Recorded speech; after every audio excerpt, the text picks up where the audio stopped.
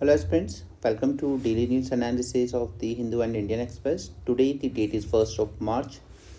So not to give you any mental stress or pressure, I'm not saying this for that sake, but just now get sincere with your work. कि बहुत कम time है. Property आपके पास सिर्फ मार्च और अप्रैल 2 ही month रह गए. ठीक है. आपकी सक्सेस डिफाइन होगी आपके सोर्स जो आप रेफर कर रहे हो एग्ज़ाम के लिए. हद से ज़्यादा सोर्स रेफ़र नहीं करना. लास्ट में वो प्रेशर नहीं लेना कि जो अच्छा आ रहा है मार्केट में सब ले लूँगा मैं. नहीं, वो चीज़ आपको बैक फायर कर जाएगी. जो भी सोर्स हैं लिमिटेड रखो. एंड जनवरी से लेके अप्रैल तक के बीच का जो न्यूज़पेपर है, चाहे वो हिंदू हो या इंडियन एक्सप्रेस, ये सबसे ज़्यादा क्वेश्चन आपके लिए क्रिएट करेगा. एंड सिमिलर इतना ही it is also true about PIB as well. Okay, so make sure कि आप अपने सोर्स लिमिटेड रखें and focus more on revision side. Right, चलिए शुरू करते हैं. तो यहाँ पर 6 कांग्रेस रेबल MLAs डिस्क्वालीफाई हुए हिमाचल में क्योंकि इन्होंने क्रॉस वोटिंग की थी. राज्यसभा इलेक्शन हुए थे. सही, राज्यसभा इलेक्शन के बारे में एक बात याद रखिए कि यहाँ पे वोटिंग होती है ओपन बैलेट से.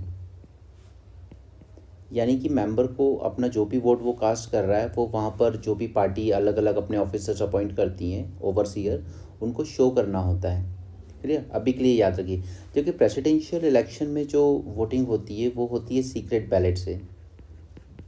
तो ज़रूरी नहीं है कि सपोज़ कि बीजेपी ने अपना कोई कैंडिडेट प्रेसिडेंट के इलेक्शन में नॉमिनेट किया है, तो ज़रूरी नहीं है कि सिर्फ बीजेपी के जो MLAs होंगे, MPs होंगे, वही उसको वोट दे पाएंगे. दूसरी पार्टी के भी दे सकते हैं, प्रोवाइडेड कि उन्हें वो आदमी ऐसा प्रेसिडेंट पसंद है. या बीजेपी वालों के लिए भी ज़रूरी नहीं है कि इनके सारे MP MLA उसी कैंडिडेट को वोट दें प्रेसिडेंट इलेक्शन में जिसे पार्टी ने चूज़ किया है. Not important. सीक्रेट बैलेट से होती है. आपका पर्सनल जो आपका कंसाइंस जो कहता है कि ये इंसान एक अच्छा प्रेसिडेंट बनेगा, आप उसको वोट कर सकते हो. ओपन बैलेट में केस अलग हो जाता है. यहाँ पर आपको शो करना पड़ता है प्रॉपर. अगर पार्टी ने व्हिप इशू की है या पार्टी ने बताया है कि इस कैंडिडेट को इलेक्ट करना है, तो आप उसके अगेंस्ट अगर जा रहे हो तो पॉसिबिलिटी है कि आप डिस्क्वालिफिकेशन इन्वाइट कर सकते हो. इसके बारे में और ज़्यादा डिस्कस करेंगे इसी न्यूज़पेपर में अंदर. ओके, फिलहाल चलते हैं अगली न्यूज़ पर. GDP growth rate for 24 pegged at 7.6. क्योंकि इनका कहना है कि जो Q3, 4 क्वार्टर होते हैं, पहले 3 month, then 3, then 3, then 3. Okay, 12 months को डिवाइड किया जाता है. नो, यहाँ पर ये कह रहे हैं कि Q1 की ग्रोथ रेट जो थी वो रही थी 8.2, Q2 8.1 एंड Q3 8.4. ये बता रहे हैं इंडिया की GDP की ग्रोथ रेट. अब देखिए, GDP और GVA, gross value addition, gross value addition वो भी एक फैक्टर कॉस्ट पे. ये सब चीज़ें ना मैंने आपके साथ पहले डिस्कस की एक प्रॉपर वीडियो में. रिवीजन सीरीज़ का वीडियो था स्टैटिक इकोनॉमी का, उसे मैं पब्लिक कर दूंगा आज, ताकि आप जो नए बच्चे हैं वो भी देख पाएँ. इस चीज़ को समझ लीजिए एक बार ये सब चीज़ें. ठीक है, यहाँ पे अगर मैं समझाने चाहूँगा तो 40 मिनट्स उसी में निकल जाएंगे. सो फिलहाल के लिए इतना समझिए कि GVA में अगर मैं टैक्सेस ऐड कर देता हूँ, माइनस सब्सिडीज़ कर देता हूँ, तो मेरी GDP निकल के आ जाती है. ठीक. तो एग्जैक्टली यहाँ पर हम बता रहे हैं कि हमारी GDP की ग्रोथ रेट 8.4 रही है, बट यार GVA तो रहा है हार्डली कहीं 6.3 के आसपास. तो बाकी ये जो आप दिखा रहे हो ना इतना हाई, ये दिखा रहे हो सिर्फ टैक्सेस की वजह से.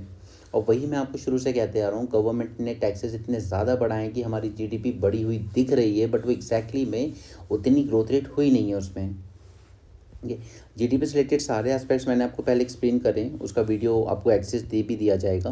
बट उसके साथ ये याद रखिए कि हमारे पास काफ़ी सारे टर्म्स होते हैं ना, GDP, GNP, NNP and so on. तो फिलहाल के यहाँ पर अगर शॉर्ट में बताना हो तो आई वुड से कि आपका GDP है, राइट. इसी से हम लोग ड्राइव कर सकते हैं GNP. यहाँ पर देखिए बात है डोमेस्टिक की, D फॉर डोमेस्टिक, यानी कि हमारी टेरिटोरियल जो बाउंड्री है उसके अंडर में जितना प्रोडक्शन हो रहा है सिर्फ उतना. ठीक है, इसके अंदर जो भी प्रोडक्शन है, अब वो चाहे इंडियन नेशनल्स कर रहे हों या जो फॉरेनर्स यहाँ रह रहे हैं वो प्रोड्यूस कर रहे हों, और ठीक है वो मैटर नहीं करता, वो GDP में काउंट होगा. बट जब GNP की बात आ रही है तो यहाँ पे नेशनल्स यानी हमारे इंडियन नेशनल सिटीजनशिप यहाँ पे मैटर करती है, राइट. तो यहाँ पे मुझे एडजस्ट करनी पड़ती है net factor from abroad.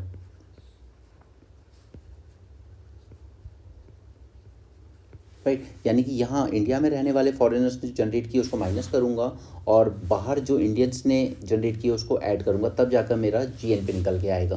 Clear, net factor from abroad. और अगर दोनों में ही मैं एडजस्ट कर दूँ डेप्रिसिएशन, ठीक है, दोनों में अगर मैं एडजस्ट कर दूँ तो फिर हम लोग पहुंच जाते हैं ग्रॉस से, ये जी फॉर ग्रॉस दोनों में, ठीक है। ग्रॉस से हम पहुंच जाते हैं नेट पे, that is NDP plus NNP, right. अगर हम डेप्रिसिएशन को एडजस्ट कर देते हैं तो एनडीपी और एनएनपी ड्राइव हो जाता है जीडीपी और जीएनपी से।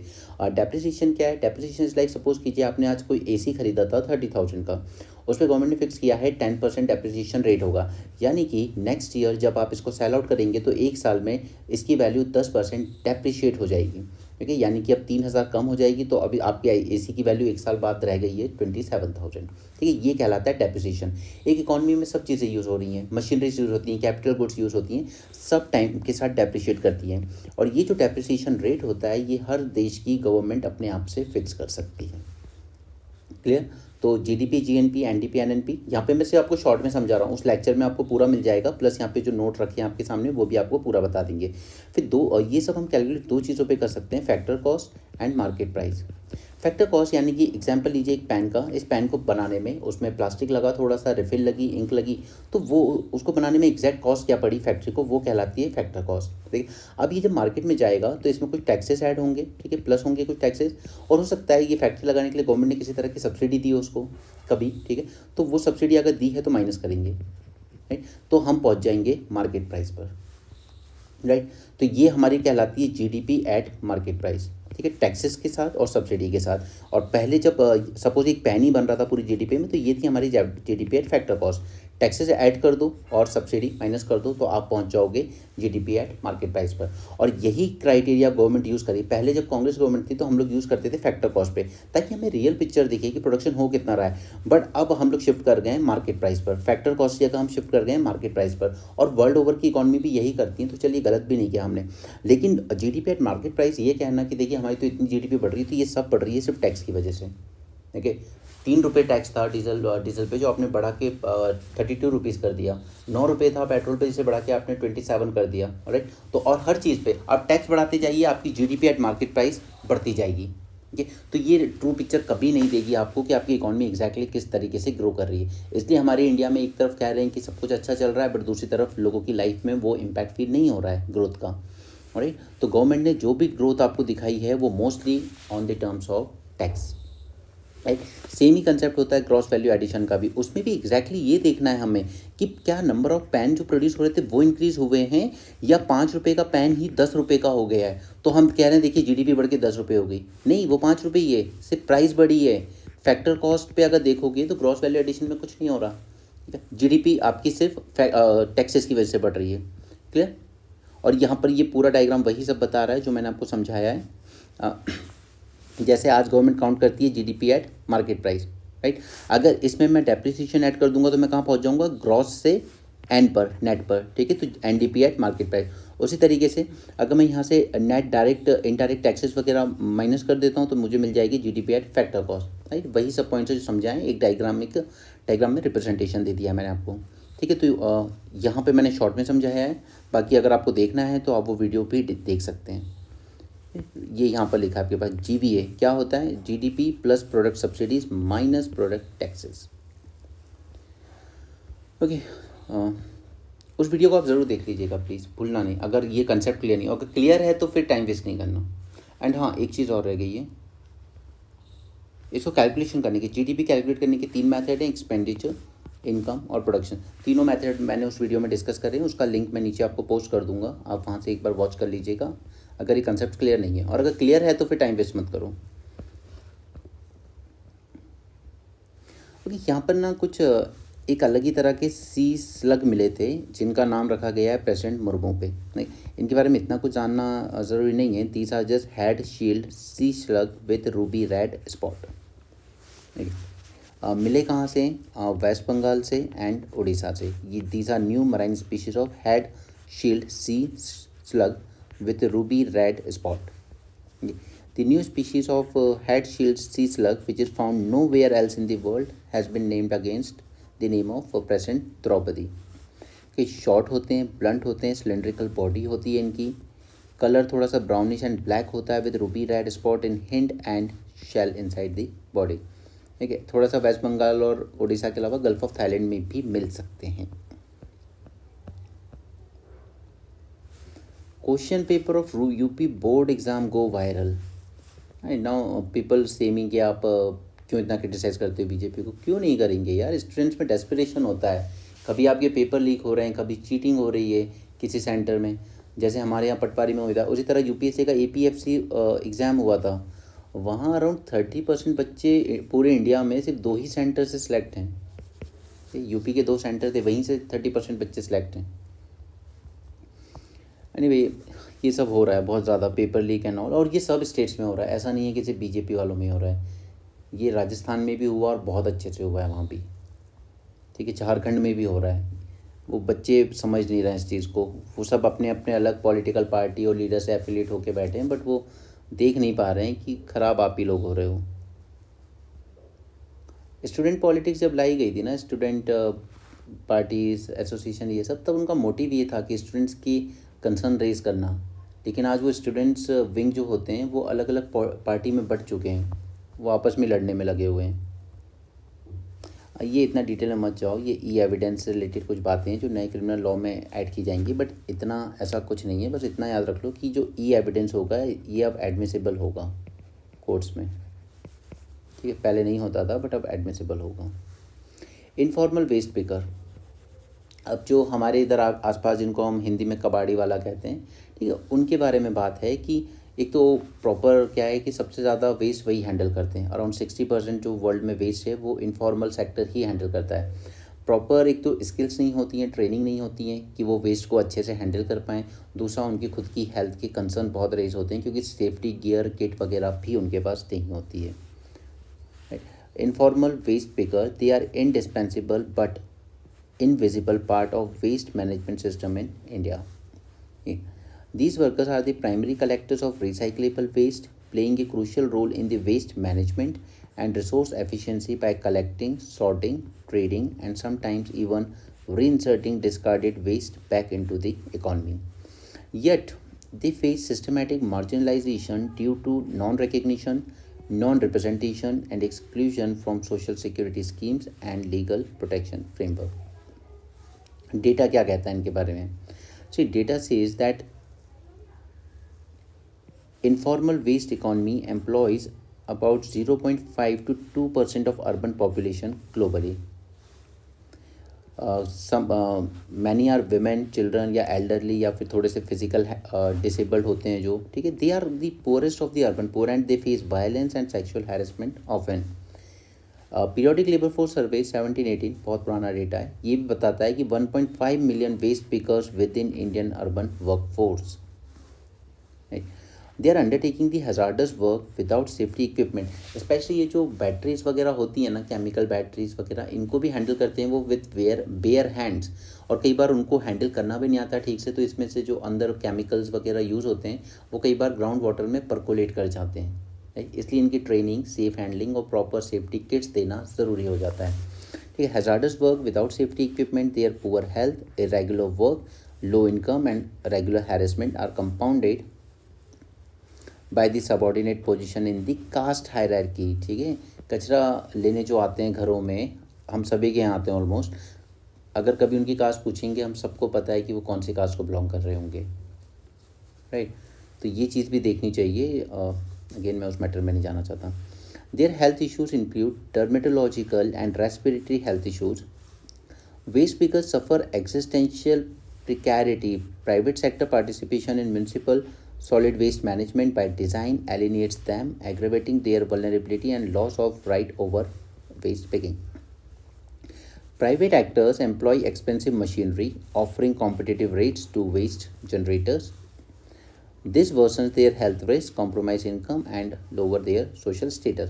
तो इसमें अगर आपको इन जनरल भी 2-4 बातें लिखनी हो तो बस इतना ही जानिए कि एक तो इनका अच्छा खासा 60% करीब तक ये हमारे वेस्ट को हैंडल करते हैं, ठीक है, बट इनके पास उतनी अच्छी ट्रेनिंग नहीं होती है कि ये जो थोड़े से हैजार्डस वेस्ट है उसको टैकल कर पाएँ।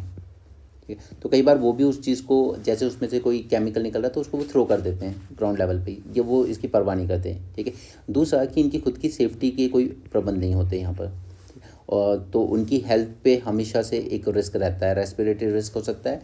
इसके बाद फिर कई बार ये हैज़ार्डस चीज़ें जो होती हैं ना, जो उनको यूज़फुल नहीं लगती कि ये तो कुछ मुझे रिटर्न नहीं दे पाएगी, तो वो लोग उसको वेस्ट में थ्रो कर देते हैं, वो डंप यार्ड में चला जाता है। और वहाँ पर यही सब जो केमिकल वेस्ट वगैरह होता है, यही बाद में ये जो कचरे के माउंटेन बने हुए हैं वहाँ पर लैंडफिल फायर कॉज करते हैं।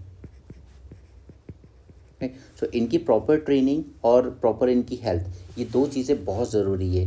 ट्रेनिंग यानी कि कैपेसिटी बिल्डिंग एंड इनकी हेल्थ की सेफ्टी इंश्योर करना, ये दो चीज़ें करना बहुत ज़रूरी है। तो इस पूरे आर्टिकल अगर क्रक्स निकालना हो तो इन्हीं दो चीज़ों के लिए आता है। फिर एक्सटेंडेड प्रोड्यूसर रिस्पॉन्सिबिलिटी का हम कंसेप्ट लेकर आए थे। जैसे कोई कंपनी अगर कुछ सेल कर रही है तो उसी पे रिस्पॉन्सिबिलिटी है कि जब वो चीज़ वेस्ट हो जाएगी तो आप ही को कलेक्ट करना है। ये प्लास्टिक के केस में भी आया था ये कंसेप्ट, और इलेक्ट्रॉनिक वेस्ट के रिस्पेक्ट में भी यही कंसेप्ट था।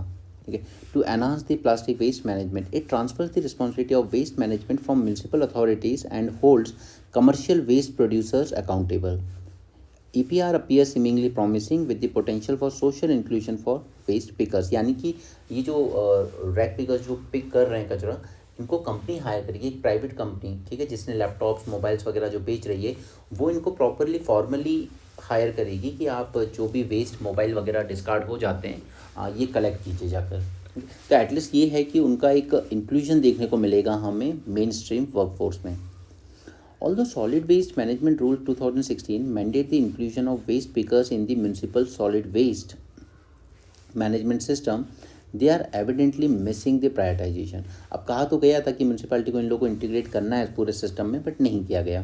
फिर जो गाइडलाइन 2022 में आई उसने भी इग्नोर कर दिया role of informal waste pickers in the waste management and recycling, और चीज़ें एज इट इज़ ही चल रही हैं।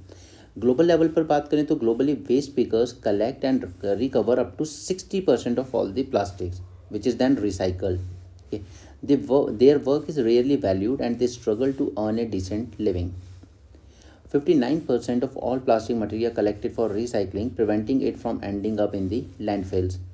But they also have to bear the burning plastic fumes and consume water and air tainted by microplastics। अब ये जो waste होते हैं ना, इनमें से कई बार माइक्रोप्लास्टिक, जैसे जो हमारे टूथपेस्ट में भी होते हैं या आप लोग जो स्क्रब यूज़ करते हो उसमें भी होते हैं माइक्रोप्लास्टिक। ये आपके ग्राउंड वाटर में जाते हैं, वहाँ से आपके ड्रिंकिंग वाटर में आते हैं, और फिर कुछ रिपोर्ट्स तो इस लेवल तक की भी आई हैं जो कहती हैं कि माइक्रोप्लास्टिक्स हमारे ब्लड स्ट्रीम में और जो न्यूली मदर होती हैं उनके मिल्क में तक पहुँच चुके हैं और वहाँ से सीधे इन्फेंट बॉडी में जा रहे हैं। So microplastic are the most dangerous. To create a legally binding agreement by 24, ये कोशिश की जा रही है यूएन की तरफ से। The treaty must ensure a just transition for these workers as well. Should MSP भी लीगलाइज और नॉट, तो ये सारे पॉइंट्स हम लोग ऑलरेडी डिस्कस कर चुके हैं मेंस 450+ में। तो सेम चीज़ बार बार पढ़ना कुछ नहीं है, हमें एक ही इशू पर एक्सपर्ट नहीं बनना है, हमें सिर्फ हर इशू पर इतना हमारे पास कंटेंट होना चाहिए कि हम 150 to 250+ वर्ड का आंसर लिख सकें अच्छी क्वालिटी में। ओके, सो ये सेम चीज़ें बार बार एक्सपर्ट्स के ओपिनियन पढ़ के अपना टाइम वेस्ट मत करना। हमें जितना ज़रूरत है अपने एग्ज़ाम क्लियर करने के लिए उससे ज़्यादा हमने जान लिया है इन मेंस 450+। अब आते हैं राज्यसभा इलेक्शन पे, ठीक, इसी की बात करनी है हमें। और ये जब चैलेंज होगा, क्योंकि कांग्रेस ने डिस्क्वालीफाई किया अपने कुछ एमएलएस को, तो ऑब्वियसली सुप्रीम कोर्ट में अपील करेंगे, तो एटलीस्ट उम्मीद करते हैं कि सुप्रीम कोर्ट इस पर कुछ क्लैरिटी देगा, क्योंकि पहले उसकी खुद की 2 केस जजमेंट ऐसे हैं जिसने थोड़ी वेगनेस क्रिएट कर रखी है इस मैटर में।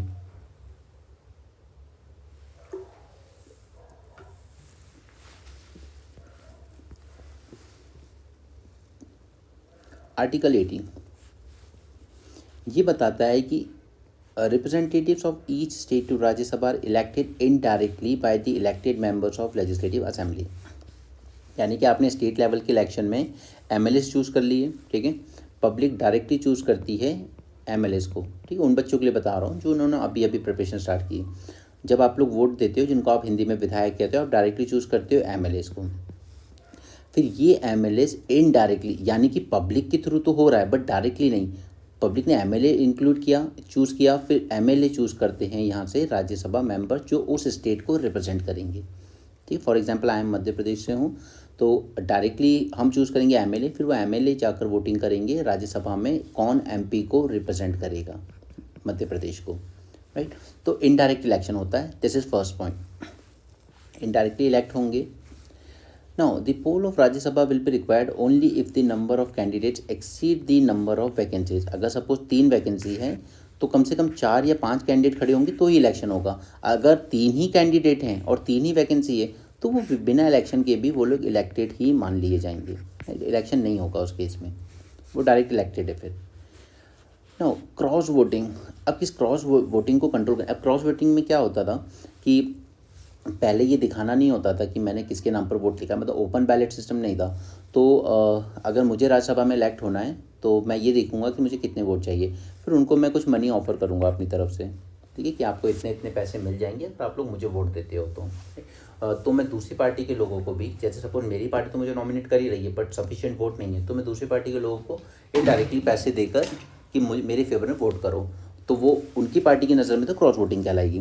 ठीक, तो एक अमेंडमेंट किया गया इन रिप्रेजेंटेशन ऑफ पीपल एक्ट 1951 में, और ये अमेंडमेंट हुआ 2003 में। ठीक है, और कहा गया कि यहाँ पर जो वोटिंग होगी वो ओपन बैलेट के थ्रू होगी। ओपन बैलेट के थ्रू यानी अब हर एक एमएलए को अपना जो बैलेट होगा उस पर दिखाना होगा कि उसने अपना वोट किसको दिया है, राइट, ताकि ऐसा ना हो कि पीछे से उसने कोई बेनिफिट ले लिया था इस कैंडिडेट से और उसको वोट दे दिया। ठीक है, तो पार्टी ने जिसको अपनी तरफ से नॉमिनेट किया है, सपोज बीजेपी ने जिसको नॉमिनेट किया है, तो बीजेपी के एमएलए उसी कैंडिडेट को वोट देंगे, इंश्योर करने के लिए ओपन बैलेट सिस्टम लाया गया। ठीक है, 2003 में through amendment in act of 1951। The MLA of political parties are required to show their ballot paper to the authorized agent of their party. Okay, not showing the ballot paper or showing it to anyone else will disqualify the vote. Independent MLAs are barred from showing their ballots to anyone. Now this is the point you should remember कि मैं independent candidate हूँ, मैं तो निर्दलीय जीत के आया हूँ, तो कोई पार्टी किसको वोट देना वो मेरी मर्जी है, मुझे किसी पार्टी की विप या उसके ऑफिसर के अकॉर्डिंग नहीं करना है। ठीक है, और मुझे शो करने की ज़रूरत भी नहीं है कि मैंने किसको वोट दिया है। राइट, 10th शेड्यूल डिस्क्वालिफिकेशन वाला ये आया 52nd कॉन्स्टिट्यूशन अमेंडमेंट से, एंटी डिफेक्शन लॉ भी कहते हैं हम इसको। यहाँ पर था कि वॉलेंट्रीली अगर आप गिव अप कर देते हो अपनी मेंबरशिप या आप वोट करते हो against the instruction of their party तो आप डिस्क्वालीफाई हो जाओगे। ठीक है, याद रखिए, या तो आप वॉलेंट्री गिव अप कर दो कि मैंने आपकी पार्टी की मेंबरशिप छोड़ दी है, या फिर आप वोट कर दो against the instructions of the party, जैसा कि इस केस में हुआ हिमाचल में। ठीक है, या पार्टी ने जो विप जारी की उसके अगेंस्ट वोट किया मैंने। Elections to the Rajya Sabha are not treated as proceedings within the legislative assembly. This is for another point you should remember for your exam. यहाँ पर इलेक्शन में जो चीज़ हो रही है ना वो ये नहीं मानी जाएगी कि लेजिस्लेटिव असेंबली की प्रोसीडिंग हो रही है यहाँ पर, नहीं, लेजिस्लेटिव असेंबली आज नहीं फंक्शन कर रही है, यहाँ से वोटिंग हो रही है। ठीक है, तो विप जैसी बात कैसे आएगी फिर रिस्पेक्ट में। एनीवे आगे चलो।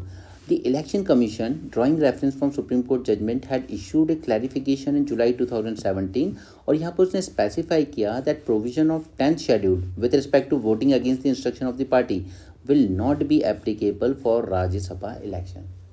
अब इस पॉइंट को देखो कि 2007 में क्लैरिफाई किया इलेक्शन कमीशन ने कि 10th शेड्यूल के प्रोविजन एप्लीकेबल नहीं होंगे in case of Rajya Sabha election. अगर कोई नॉर्मल फंक्शन चल रही होती, जैसे कोई बिल डिस्कस हो रहा है उस पर वोटिंग हो रही है, तो पार्टी एक विप जारी करती है कि सभी हमारी पार्टी के एमपी एमएलए हैं इनको यस में या नो में वोट देना है। अगर उस वक्त आप अगेंस्ट में जाते हो तो डिस्क्वालिफिकेशन समझ में आता है, क्योंकि आपने वो हाउस की प्रोसीडिंग चल रही थी। बट यहाँ ऊपर क्लियर कर दिया कि ये जो है आपका ये हाउस की प्रोसीडिंग नहीं माना जाएगा, ये जो इलेक्शन है राज्यसभा का, ठीक है, this election would not be treated as a proceeding with in the legislative assembly. और इलेक्शन कमीशन ने ये भी क्लैरिफाई कर दिया कि यहाँ पर अगर आप अगेंस्ट में वोट दे रहे हो, ओके, पार्टी इंस्ट्रक्शन के अगेंस्ट में, तो यहाँ पर एंटी डिफेक्शन एप्लीकेबल नहीं होगा। ठीक है, लेकिन कांग्रेस ने हिमाचल में अपने लोगों को इसी वोटिंग अगेंस्ट में वोट देने के लिए डिस्क्वालीफाई कर दिया, तो इसीलिए अब वो जा रहे हैं सुप्रीम कोर्ट में अपील करने। कि इलेक्शन कमीशन की गाइडलाइन तो कहती थी कि राज्यसभा के इलेक्शन में अगर हमने अगेंस्ट में वोट कर दिया पार्टी इंस्ट्रक्शन के तो हम डिस्क्वालीफाई नहीं होंगे, right. Further political parties can not issue any whip to its members for such election. अब विप इशू कर भी नहीं सकते थे, अब तो विप तो इशू नहीं की, लेकिन एक इंस्ट्रक्शन दिए कि हमारा ये कैंडिडेट है कांग्रेस की तरफ से, इसको वोट देना है, बट वो लोग कर गए क्रॉस वोटिंग, तो ये डिस्क्वालीफाई कर दिया कांग्रेस ने। तो ये चीज़ अब सुप्रीम कोर्ट में चैलेंज होगी फिर से। क्लियर है यहाँ तक? नाउ अब कोर्ट के दो इंपॉर्टेंट केस हैं जिनको देखना होगा। First is Kuldeep Nair case. Here supreme court upheld the system of open ballot for Rajya Sabha. 2006 की बात है। तो 2003 में जो अमेंडमेंट किया गया था कि ओपन बैलेट सिस्टम चलेगा, दिखाना होगा, तो सुप्रीम कोर्ट ने कहा ओके ये सही किया आपने, अपहेल्ड करते हैं, वरना लोग पीछे से पैसे ले लेके वोटिंग करते रहेंगे। ठीक है। In the same case, court held that an elected MLA of the political party would not face disqualification under 10th schedule for voting against their party candidate. Okay, supreme court ने भी यहाँ पे वही बात कह दी जो 2017 में इलेक्शन कमीशन ने दोबारा दोहराई। ठीक है, सुप्रीम कोर्ट पहले ही क्लियर कर चुका था 2006 में कि डिस्क्वालिफिकेशन अट्रैक्ट नहीं होगा अगर आप पार्टी की तरफ से नॉमिनेट किए गए कैंडिडेट को वोट नहीं देना चाहते। ठीक है, मैं नहीं देना चाहता उसको वोट, मुझे नहीं पसंद वो कैंडिडेट, लेकिन पार्टी ने ज़बरदस्ती उसको नॉमिनेट कर दिया, तो मैं उसके अगेंस्ट में भी वोट कर सकता हूँ और मैं डिस्क्वालीफाई नहीं होऊंगा। ठीक है, एज पर 2006 केस जजमेंट इन कुलदीप नायर केस। और इलेक्शन कमीशन ने भी 2017 में इसी बात को दोबारा रिपीट किया। हाउएवर पार्टी मेरे अगेंस्ट डिसिप्लिनरी एक्शन ले सकती है कि आपने हमारे कैंडिडेट, पार्टी के चूज़ किए हुए कैंडिडेट को क्यों वोट नहीं दिया, इसके अगेंस्ट डिसिप्लिनरी एक्शन लिया जा सकता है। Right. Now supreme court also held in Ravi Nayak case that voluntarily giving up membership under 10th schedule is not synonymous with only formally resigning from the party. मैं अगर वॉलेंटरली मेंबरशिप गिव अप कर दूं अपनी party की तो मैं disqualify हो जाता हूं। ठीक है, बट ये चीज़ इक्विवेलेंट नहीं होगी अगर मैं सिर्फ रिज़ाइन कर रहा हूं फ्रॉम पार्टी से। राइट, तो ये चीज़ अब सुप्रीम कोर्ट में दोबारा से एग्जामिन करने की ज़रूरत है कि ये थोड़ा सा एम्बिग्यूअस छोड़ दिया था सुप्रीम कोर्ट ने कि वॉलेंटरीली मैंने मेंबरशिप छोड़ दी पार्टी की या मैंने रिज़ाइन कर दिया फ्रॉम दी पार्टी, ये दोनों इक्विवेलेंट नहीं है, सुप्रीम कोर्ट ने यहाँ पे कहा। ठीक है, इट इज़ नॉट सिनोनिमस। तो ये चीज़ ज़रा सुप्रीम कोर्ट को क्लैरिफाई करने की ज़रूरत है यहाँ पर। Okay, then okay, but cross voting in Rajya Sabha elections is a serious threat to democracy. Threat तो है, क्योंकि देखिए यहाँ पर जैसे अब कैंडिडेट को वोट चाहिए थे तो उसने कांग्रेस के जो एमएलएस थे, अब वो कहने के लिए तो कह सकते हैं कि कांग्रेस ने आईएनसी इसने जो कैंडिडेट खड़ा किया है वो मुझे पसंद नहीं है। ठीक है, तो मैं तो इसको वोट नहीं दूंगा। लेकिन हो सकता है कि यहाँ बीजेपी की तरफ से जो कैंडिडेट खड़ा हुआ था उसने जीतने के लिए यहाँ पर कुछ पैसे दे दिए इन लोगों को। ठीक, और ये लोग कर गए क्रॉस वोटिंग। तो ये एक थ्रेट तो है। तो अब सुप्रीम कोर्ट में जब ये केस जाएगा तो इसमें क्या करता है सुप्रीम कोर्ट वो देखेंगे। राइट, आई होप आपको ये इशू समझ में आया हो। दोनों केस के नाम याद रखिएगा, Ravi S Nayak case and अगर वो याद ना भी रख सको तो एटलीस्ट कुलदीप नायर केस ज़रूर याद रखना। ठीक है, एंड 2003 का जजमेंट अमेंडमेंट। क्या नाटो को मेंबरशिप दी जाएगी यूक्रेन में? आई थिंक मुसीबत इनवाइट करना ही है अगर यूक्रेन को आप मेंबरशिप देने के बारे में आप भी सोच रहे हो तो, और यूरोप के लिए नहीं, खुद यूक्रेन के लोगों के लिए। अभी तक आपने 2-3 बातें समझ ली होंगी। एक आर्टिकल 5 याद रखना बहुत ज़रूरी था, जो मैं कई बार आपके साथ रिपीट कर चुका हूँ। ये बात करता है कलेक्टिव डिफेंस की, यानी कि अगर एक मेंबर पे अटैक हुआ है तो फिर पूरी नाटो फोर्सेस ये मानेंगी कि हमारे सबके देश पर अटैक हुआ है। राइट, और आर्टिकल 3 बात करती है अबाउट द फंडिंग, कि आप सब लोग आपस में फंडिंग दोगे नाटो फोर्सेस के मेंटेनेंस के लिए। क्या अब पता है ये पूरे फसाद की शुरुआत कहाँ हुई थी? इसकी पूरी शुरुआत हुई थी 2008 के आसपास, क्योंकि 91 में जब यूएसएसआर ख़त्म हुआ, पहले डिवाइड था वेस्टर्न यूरोप और ईस्टर्न यूरोप, और डिवीज़न कहाँ से हुआ था? बर्लिन वॉल से, जो जर्मन है वहाँ से डिवीज़न शुरू हुआ था। ये आ गए थे यूएसए के कैंप में यानी नाटो के, ये आ गए थे सोवियत यानी कि यूएसएसआर के कैंप में। फिर उसका जब डिवीज़न हुआ, बर्लिन वॉल गिरा भी दी गई, जर्मनी यूनिफाई भी हो गया, ईस्ट वेस्ट जर्मनी हुआ करता था यूनिफाई हो गया। उसके बाद नाटो ने प्रॉमिस किया कि हम जर्मनी से आगे ईस्टवर्ड एक्सपेंशन नहीं करेंगे नाटो का। बट ओवर द ईयर 96 से शुरू करते 4-5 साल तो शांत रहे, 96 से इन लोगों ने वापस से आगे आगे मूव करना शुरू कर दिया। पहली बात तो नाटो के सेक्रेटरी जनरल का नाम याद रख लीजिए, स्टॉलनबर्ग। अगर आप स्टेट पीएससी या कोई और एग्जाम दे रहे हैं तो पूछा जाता है इस तरह की चीज़ें, स्टॉलनबर्ग। ओके, शुरुआत रशिया को दिक्कत होना कब शुरू हुई? रशिया कमज़ोर था 91 के बाद, यूएसएसआर ब्रेकडाउन के बाद, लेकिन 2000 में पावर में आता है पुतिन। पहले तो वो शुरू के 8 साल शांत रहता है, 6-8 साल की अभी मैं कंसोलिडेट कर लेता हूँ पहले अपनी पावर को। फिर 2008 में नाटो पुतिन को छेड़ता है। नाटो कहता है, उसने डिक्लेयर की अपने इंटेंशन कि हम चाहते हैं नीचे से जॉर्जिया को, ठीक, अब मैं मैप नहीं दिखा पाऊँगा अभी, मैंने डाउनलोड ही नहीं किया क्योंकि, ठीक है, आप ये समझिए कि ये रशिया है तो इधर है यूक्रेन और बॉर्डर शेयर कर रहा है रशिया के साथ, और नीचे जो हमारा कैस्पियन सी वगैरह जो आता है ना, वहाँ पर जॉर्जिया और वो भी बॉर्डर शेयर कर रहा है रशिया के साथ। यानी दोनों कंट्री, यूक्रेन एंड जॉर्जिया, दोनों रशिया के साथ बॉर्डर शेयर कर रही हैं। 2008 में नाटो ने कह दिया कि हमारी इंटेंशन तो है कि हम एडमिट करना चाहते हैं रशिया और यूक्रेन को टू द ब्लॉक। ओके, हालांकि वो टाइमलाइन नहीं थी, बट ये काफ़ी था पुतिन को प्रोवोक करने के लिए, क्योंकि यार मैं नहीं चाहूँगा कि मेरी कंट्री की बॉर्डर पे आके नाटो फोर्सेस बैठ जाएं। राइट, मैं हमेशा एक बफर चाहूँगा कि बीच में 2-3 कंट्रीज ऐसी हों जो नाटो के मेंबर भी नहीं है लेकिन मेरे भी मेंबर नहीं है, बट एनी हाउ फ्रेंडली हैं दोनों से, ठीक है, वो चलेगा। लेकिन अगर आप ये कह रहे हो कि आप नेपाल को चाइना कहे कि मैं इसके साथ मिलिट्री एग्रीमेंट करूँगा और मेरी मिलिट्री नेपाल बॉर्डर तक रहेगी, तो इंडिया भी बर्दाश्त नहीं करेगा। और पुतिन अपनी जगह बिल्कुल सही भी थे इसमें, उन्होंने जॉर्जिया को भी इन्वेट कर दिया उस टाइम। राइट, उन्होंने टैंक्स आगे बढ़ा दिए तिब्लिसी जो जॉर्जिया की कैपिटल है। उसी की तरीके से इन्होंने 2014 में अनेक्स कर लिया यूक्रेन का क्रीमियन पेनिनसुला, जो कि मैं आपको मैप में पहले सब दिखा चुका हूँ, ठीक है, Kerch strait, sea of Azov and everything. Right, और क्रीमियन पेनिनसुला अनेक्स कर लिया, लेकिन इस वक्त नाटो की हिम्मत नहीं हुई कुछ बोलने की, वो एक्चुअली समझ नहीं पाए कि कैसे रिएक्ट करें इसको, ठीक है। उसी वक्त रिएक्ट करते तो शायद कुछ हो भी सकता था, बट उनको लगा था कि अभी पुतिन थोड़ा हाइपर है।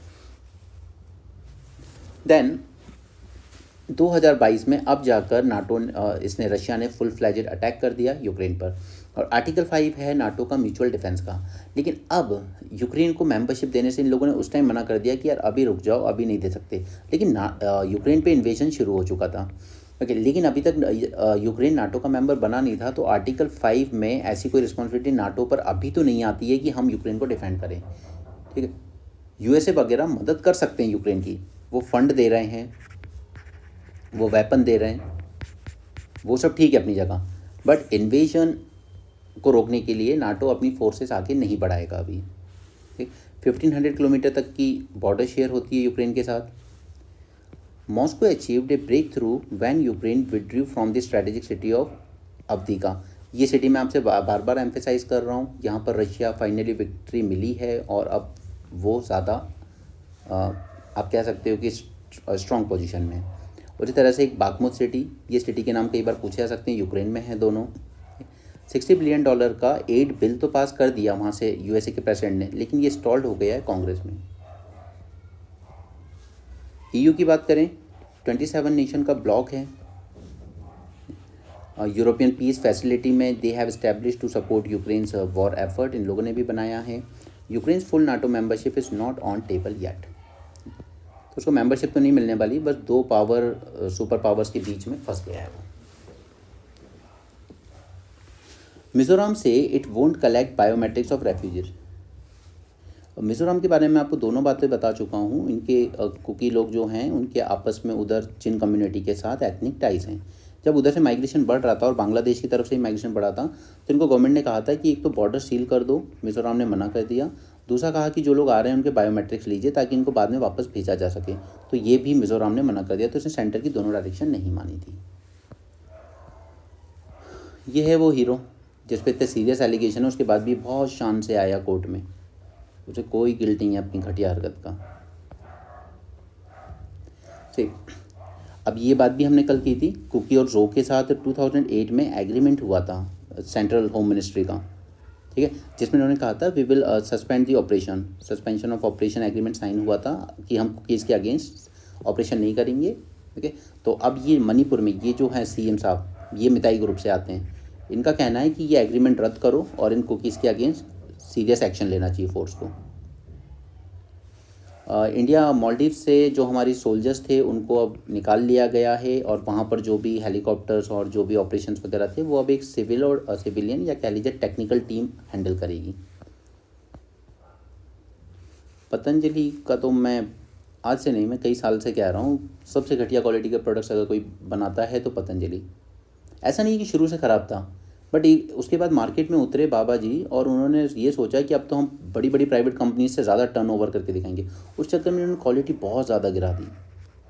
शुरू में ठीक थे इनके प्रोडक्ट्स, लोगों ने सपोर्ट भी बहुत किया था, इन्होंने कहा देश का पैसा देश में रहना चाहिए, इस तरह की बातें, तो लोगों ने काफ़ी सपोर्ट किया।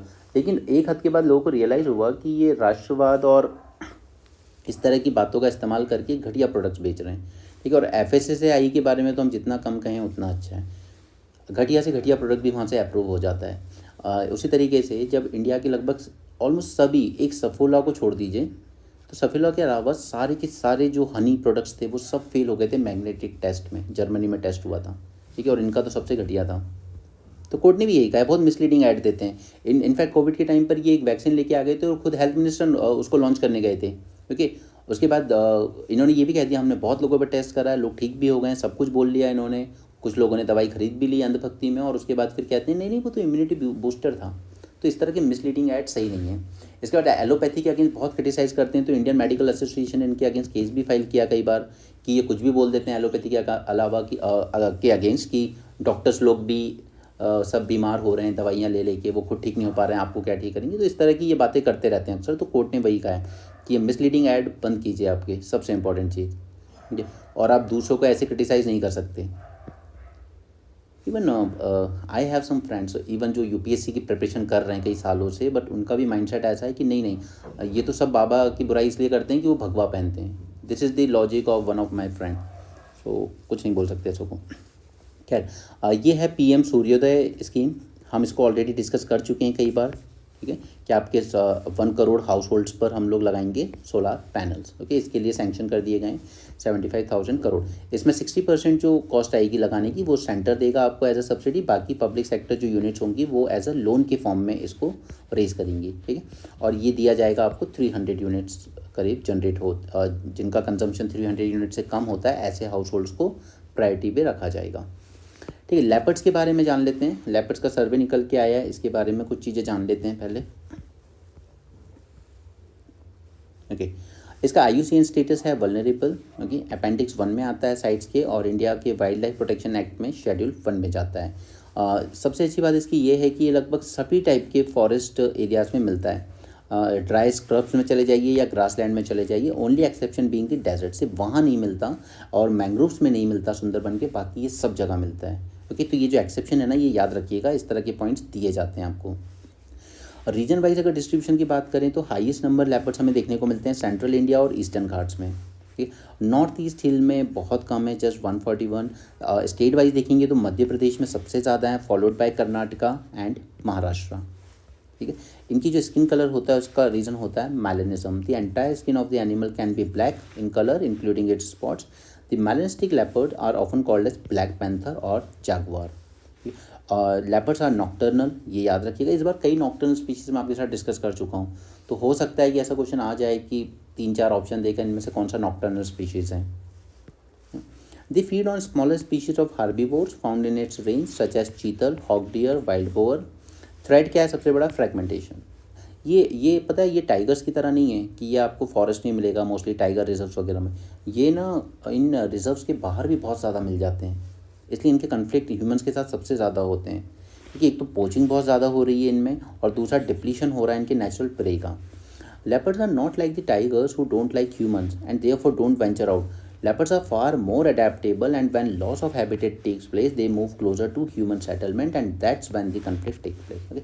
टाइगर जनरली अपने उसमें रहना पसंद करता है, बट ये लोग जनता के बीच भी आ जाते हैं ना। दूसरी बातें जो आपको याद रखनी है कि उत्तराखंड में देखा गया 22% का डिक्लाइन, और mostly due to poaching and man animal conflict.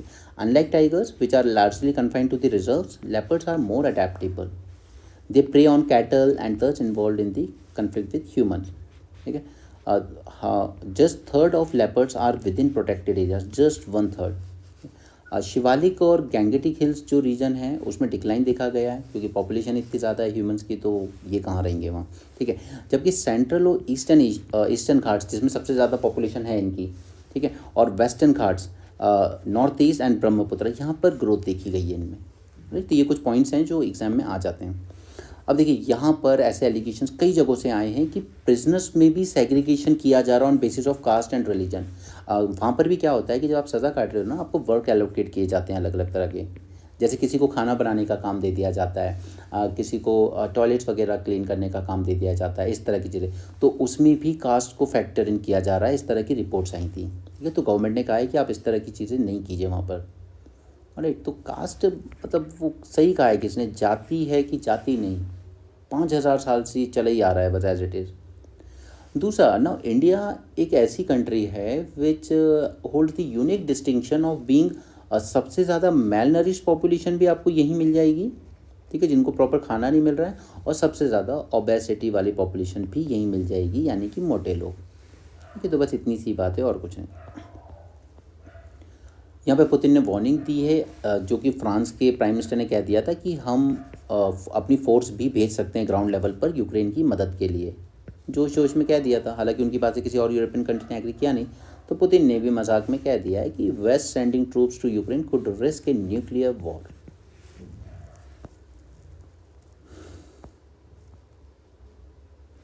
India first fabrication chip. अब देखिए, अगेन मैं फिर से वही याद दिलाऊंगा, मीन्स 450+ में हम सेमीकंडक्टर की जो पूरी चेन होती है ना, क्या क्या बनता है, किस तरीके से प्रोसेस होता है, वो सब वहाँ देख चुके हैं। तो उसमें हमने देखा था सबसे टफ अगर कोई स्टेज है तो वो है फैब्रिकेशन, कि जहाँ पे आपको सिलिकॉन चिप्स वगैरह बनानी होती हैं, वो बनाना सबसे मुश्किल काम है। टेस्टिंग वगैरह करनी है वो हो जाएगी, ठीक है, वो इंडिया में प्लांट लग भी रहे हैं उसके। सबसे फर्स्ट स्टेज होती है डिज़ाइनिंग, तो उसमें इंडिया ऑलरेडी बहुत अच्छी प्लेस में है, काफ़ी डिज़ाइनिंग हमारे यहाँ होती है। टेस्टिंग पता को असेंबलिंग करनी है, पैकेजिंग करनी है, उसके लिए भी हमारे यहाँ प्लांट लग रहे हैं। ये जो सेकंड स्टेज होती है ना, फैब्रिकेशन यूनिट, ये सबसे क्रिटिकल है। इसमें एक तो बहुत स्किल्ड मैन पावर लगनी है, साथ में आपको 24/7 uninterrupted electricity supply plus pure water भी चाहिए। तो प्रॉपर एक तो इंफ्रास्ट्रक्चर भी पहले होना चाहिए, तभी ये प्लांट लग सकते हैं। तो अब टाटा लगाने जा रहा है अपने एक ताइवानीज पार्टनर के साथ फैब्रिकेशन यूनिट, तो ये उसी को लेकर है। बाकी सेमिकॉन इंडिया प्रोजेक्ट वगैरह वो सब मैं आपके साथ पहले डिस्कस कर चुका हूँ, सेम चीज़ मैं बार बार रिपीट नहीं करूँगा यहाँ पर।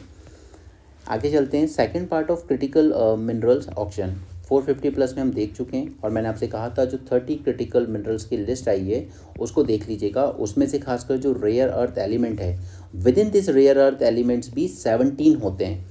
इन 17 पे आपको क्वेश्चन पूछे जाने के पूरे पूरे चांसेस हैं कि इनमें से कौन सा रेयर अर्थ एलिमेंट नहीं है।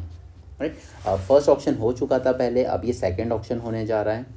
ठीक है, 30 में आपके पास इस तरह की भी चीज़ें मिलेंगी, ग्रेफाइट, टंगस्टन, वैनिडियम, कोबाल्ट, निकल अमंग अदर। ठीक, तो ये 30 क्रिटिकल मिनरल्स जो हैं वो तो ठीक है अपनी जगह पर, उसमें कई ऐसे भी आएंगे जो हमारे पास हैं अच्छा खासा, बट रेयर अर्थ एलिमेंट्स में जो 17 हैं इसको ध्यान से देख लीजिएगा। और लिथियम आयन सबसे ज़्यादा इंपॉर्टेंट होगा आपके लिए, क्योंकि अर्जेंटीना में हमने कुछ माइंस भी ली हैं।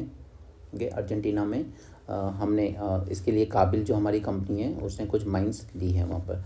अब मैं आपको एक इम्पॉर्टेंट चीज़ बताता हूँ इसमें, जिस पे ज़्यादा लोगों का ध्यान नहीं गया है। जस्ट ए सेकेंड ना, मैं आपको यहाँ पे एक लोकेशन दिखाऊंगा जो आपको प्रीलिम्स में आने के पूरे पूरे चांसेस हैं। See this is part of my prelims revision series. Now see, ये जो 3 नाम देख रहे हो आप, ठीक, ये लिथियम माइंस हैं वहाँ की। बोलीविया में यूनी, चिली में एटाकामा, इनके सबके नाम के साथ सलार भी लगता है, सलारे यूनी, सलारे एटाकामा, एंड दिस ओलारोस या फिर होम्ब्रे म्यूटो, ये तीनों लिथियम माइंस हैं। ये आपको एग्जाम में आ सकती हैं मैच द फॉलोइंग में कि ये कौन सी कंट्री में है। तो Uyuni is in Bolivia, Atacama is in Chile, and Olaroz या फिर Hombre Muerto this is in Argentina, और यही वाली हमने एक्वायर की है। राइट, तो ये चीज़ ध्यान रखिएगा, हर चीज़ न्यूज़पेपर से डायरेक्ट भी नहीं आएगी, थोड़ा सा आपको बैक एंड में जाकर खुद से थोड़ी सी रिसर्च करनी पड़ेगी। क्लियर, तभी जाकर प्रीलिम्स के लिए ठीक से तैयार हो पाओगे। रेयर डिजीज़ पे कल भी आर्टिकल आया था, शशि थरूर जी ने लिखा था, हमने उसके बारे में ही बात की थी। मैं इसको आज यहाँ से आपके लिए स्किप कर रहा हूँ, क्योंकि कल हमने इससे कुछ कंटेंट देखा था और इसको मैंने नोट डाउन कर लिया है, इसलिए मैं आपको सेपरेट लेक्चर 450+ में आज नाइट में अपलोड कर दूँगा। तो वहाँ से आपको ये रेयर डिसीज़ पूरी तरीके से तैयार हो जाएगा। बाकी यहाँ इस आर्टिकल में जो है मोस्टली बोल बच्चन टाइप की चीज़ें, इसमें आपको कोई ऐसा कंटेंट नहीं मिलेगा जो आप खुद यूज़ कर सकेंगे। मैं आपके साथ जब रेयर डिसीज़ आज मेंस 450+ में डिस्कस करूँगा, तो उसी के साथ में आपको यहाँ पर जो हम रेयर डिजीज़ में पॉलिसी लेकर आए थे 2021 में, वो भी डिस्कस कर दूंगा। ओके, तो कल का आर्टिकल और आज का ये वाला आर्टिकल दोनों मिलाकर प्लस जो पॉलिसी आई थी रेयर अर्थ पर हमारी 2021 में, ये तीनों चीज़ मिलाकर आपको एक कंप्लीट लेक्चर आज मिल जाएगा 450+ में। ओके, तो ऐसे ये सेम चीज़ें बार बार पढ़ने में टाइम वेस्ट मत करो, आप इस लेक्चर का वेट करो, आज रात को आपको इस टॉपिक को पूरा क्लियर हो जाएगा आपको। ठीक है, एंड चलिए आगे चलते हैं। Asha like cadre for mental health care. अब देखिए, आशा वर्कर्स का रोल तो बहुत इंपॉर्टेंट है, वो ठीक है अपनी जगह, लेकिन क्या हम इसी तरीके से मेंटल जो बीमारियां होती हैं इनके लिए भी कोई हेल्थ केयर वर्कफोर्स बना सकते हैं, तो हाँ बिल्कुल बनानी चाहिए। जैसे यहाँ पर इन्होंने बात की है साउथ इंडिया की। साउथ इंडिया में अब क्या है कि जो नेटल और नियोनेटल टाइप की चीज़ें हैं वो तो अच्छी खासी हैं, ठीक, वहाँ पे हॉस्पिटल्स का अच्छा कवरेज है, एजुकेशन लेवल अच्छा है, मदर्स अपनी हेल्थ का ध्यान रखती हैं, बच्चे का ध्यान रखती हैं। बट साउथ में अब एल्डरली पॉपुलेशन ज़्यादा बढ़ेगी और ओल्ड एज के साथ साथ आपके साथ आती हैं अल्जाइमर जैसी डिजीज़, मेंटल, ठीक है। तो वहाँ की आशा वर्कर्स जो हैं साउथ इंडिया या ऐसे स्टेट जहाँ पर फर्टिलिटी रेट अब बहुत कम हो गया, क्या हम उनको थोड़ा सा ट्रांसफॉर्म कर सकते हैं इस तरफ कि आप अब मेंटल हेल्थ केयर पे फोकस कीजिए? क्या हम उनको इस चीज़ के लिए अब ट्रेन कर सकते हैं कि चलिए ये बच्चों का, मदर का ये अब छोड़िए, अब आपको थोड़ा सा शिफ्ट किया जाएगा, नई ट्रेनिंग दी जाएगी with respect to mental health care. Okay, alright, Indian Express पे चलते हैं।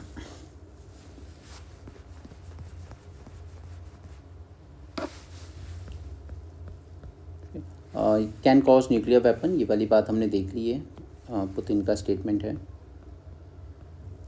ये जीडीपी ग्रोथ रेट की बातें हमने डिस्कस कर ली ऑलरेडी। यहाँ पर Tata plan India's first semiconductor fabrication plant, okay, fabrication plant with Taiwan partner, ठीक है, 91,000 करोड़ तक का लगाएगा और धोलेरा गुजरात में लगेगा, ठीक है। और चिप्स का रोल आपको पता ही है, हर जगह यूज़ होती है। हाई परफॉर्मिंग कंप्यूटिंग बनानी हो, सुपर कंप्यूटर्स बनाने हो, आर्टिफिशियल इंटेलिजेंस में यूज़ करना हो, इलेक्ट्रिक व्हीकल में यूज़ करना हो, डिफेंस, कंज्यूमर इलेक्ट्रॉनिक्स, सब जगह यूज़ होती है। इनके साथ प्रॉब्लम ये है कि इनका जेस्टेशन पीरियड बहुत लंबा होता है। जैसे अगर आपको न्यू फैब्रिकेशन प्लांट आज आप कंप्लीट भी कर लोगे ना, इसका कंस्ट्रक्शन की फिजिकल कंस्ट्रक्शन सारा कर लिया है, उसके बाद भी इसको 4 से 5 साल लग जाएंगे पहला बैच निकालने में चिप्स का, राइट। तो इसका जेस्टेशन पीरियड काफ़ी हाई होता है।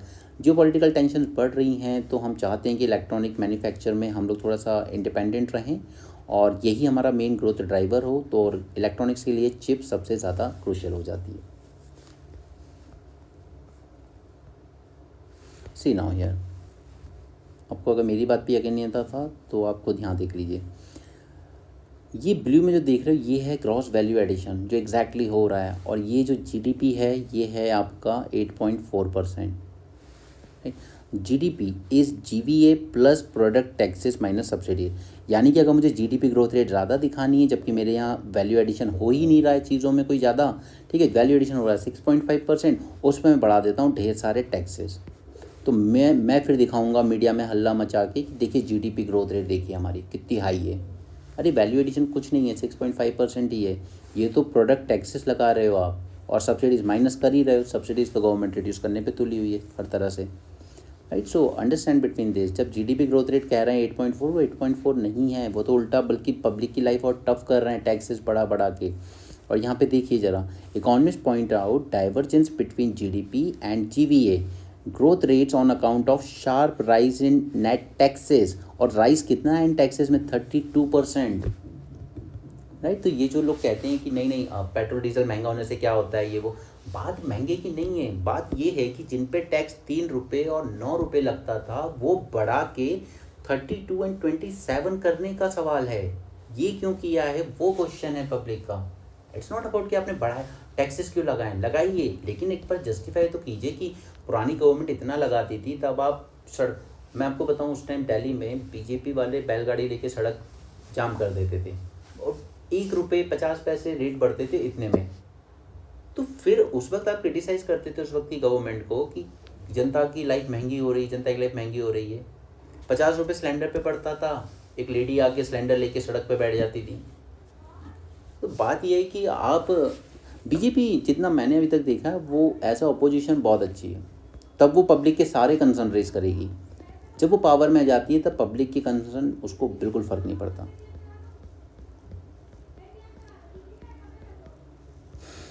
Okay, Modi Mauritius PM inaugurate air strip and jetty and 6 other projects. इसको अभी इसी पेपर में आगे करेंगे, तो अभी यहाँ पे छोड़िए, आगे आएगी ये न्यूज़ दोबारा, तब उसको डिटेल में देखेंगे। उसके साथ मैं आपको कुछ मैप लोकेशन दिखाऊंगा। यहाँ पे बिल गेट्स आए हुए हैं, ये कल आईआईटी दिल्ली में गए थे, तो वहाँ पे इन्होंने कुछ बातें की on evolution of artificial intelligence in the next decade and its impact on society, technological advancement to improve health sector in rural areas and rapid fire round. कल हमने आर्टिफिशियल इंटेलिजेंस पर एक बहुत अच्छा आर्टिकल देखा था, उसने सब बताया था कि कैसे ये डेमोक्रेसी को इम्पैक्ट करेंगे, ठीक है, फ्री एंड फेयर इलेक्शंस को, राइट, कैसे ये हेल्थ सेक्टर को ट्रांसफॉर्म कर सकते हैं, कैसे ये लीथल वेपन्स का काम करेंगे, ओके, एथिकल इश्यूज आएंगे उसमें, और कैसे ये साइबर सिक्योरिटी को और ज़्यादा रिस्की बना देंगे, राइट। ये सारे कल पॉइंट्स हमने उसमें डिस्कस करे थे। आर्टिफिशियल इंटेलिजेंस के इम्पैक्ट, तो आर्टिफिशियल इंटेलिजेंस के इम्पैक्ट हर तरह मिलेंगे हमें, हमें सोसाइटी पे मिलेंगे, हमें इकॉनमी पे मिलेंगे, हमें पॉलिटिक्स पे भी मिलेंगे, इन सब पे हमें आर्टिफिशियल इंटेलिजेंस के इम्पैक्ट देखने को मिलेंगे। तो कल पॉइंट हमने डिस्कस किए थे। तो ये ब्रॉड जो थीम्स है ना, ये आपके दिमाग में होनी चाहिए, तब जाकर ही वहाँ पर आप एक अच्छा आंसर लिख पाओगे। यहाँ पर सुप्रीम कोर्ट ने एक चीज़ क्लैरिफाई कर दी है, कॉन्स्टिट्यूशन बेंच थी, उसने कहा है कि 2008 में जो रूलिंग दी थी सुप्रीम कोर्ट के 3 जज ने, ठीक है, तो उसको ओवरटर्न करने के लिए ओवरसी अब 5 जज बेंच बैठी थी, कॉन्स्टिट्यूशन बेंच कहलाती है। उसने कहा है कि नहीं, उस टाइम इन्होंने कह दिया था कि अगर स्टे लगा है किसी चीज़ पे, जैसे आपको अगर कोई सिविल या क्रिमिनल केस चल रहा है आप पे, उसमें आप स्टे ले आए कोर्ट से, तो वो स्टे अपने आप एक्सपायर हो जाएगा 6 मंथ में। बट यहाँ पर सुप्रीम कोर्ट ने क्लैरिफाई किया है that stay granted in civil or criminal cases will automatically lapse upon expiry of 6 months unless extended by court। तो इस डिसीजन को सुप्रीम कोर्ट ने ओवरटर्न कर दिया है, ठीक है, तो अब ये एक्सपायर नहीं होगा। Modi hails increase of leopard numbers, तो लेपर्ड के बारे में हमने जान लिया। पाकिस्तान में क्या चल रहा है, वहाँ की गवर्नमेंट के क्या चैलेंजेस हैं, हमें नहीं जानना जब तक कि वो इंडिया से कंसर्न ना हो। नो से ये गुजरात नेशनल लॉ यूनिवर्सिटी का, ठीक है, और इसलिए मैं कहता हूँ कि ये जैसे रेस्टलेस बैठी थी एक पॉलिटिशियन के अगेंस्ट कि ये हैरेसमेंट कर रहा है, बट मोदी जी के मुंह से उसके खिलाफ ना तो आवाज़ निकली, ना ही उस इंसान को सस्पेंड किया, बल्कि थोड़े टाइम के लिए उस बोर्ड को साइड करके वापस से फिर इन्हीं लोगों को फिर से पावर में बिठा दिया। तो ये एक बहुत गलत मैसेज देता है उन लोगों को जिनके पास पावर है कि हम बच जाएंगे, हम लड़कियों का शोषण कर लें, रेप कर लें, ये बच जाएंगे, ठीक है। बीजेपी के IT सेल के 3 लोग BHU बनारस हिंदू यूनिवर्सिटी में एक लड़की के गैंग रेप में पकड़े गए, और 2 महीने तक FIR रजिस्टर नहीं हुई थी इनके अगेंस्ट, जब तक कि इशू ज़्यादा बड़ा ना बन गया। जब पावर में बैठे हुए लोग गलत करने वालों को बचाते हैं, तब वो दूसरे लोगों को और हिम्मत देता है। वैसे ही कुछ हुआ है गुजरात की नेशनल लॉ यूनिवर्सिटी में। कल हमने देखा था इसको, they were suppressing the complaints about the incidents of rape, molestation, discrimination, homophobia on campus. ये चीफ जस्टिस थी सुनीता अग्रवाल। अब इसी पॉइंट से आप ये भी समझिए कि क्यों हम लोग बात करते हैं कि जुडिशरी में रिप्रेजेंटेशन होना चाहिए सबका। शी वॉज विमेन जज, इसलिए इन्होंने कहा कि ये बहुत ही डिस्टर्बिंग रिपोर्ट आई है हमारे पास, ठीक है। इन्होंने खुद कमेटी सेटअप की थी अंडर रिटायर्ड जज, इन्होंने कहा ये बहुत ही डिस्टर्बिंग है। तो कई बार कोई इशू ऐसा होता है जो एक पर्टिकुलर सेक्शन के आदमी की ही कंसाइंस को टच कर पाता है।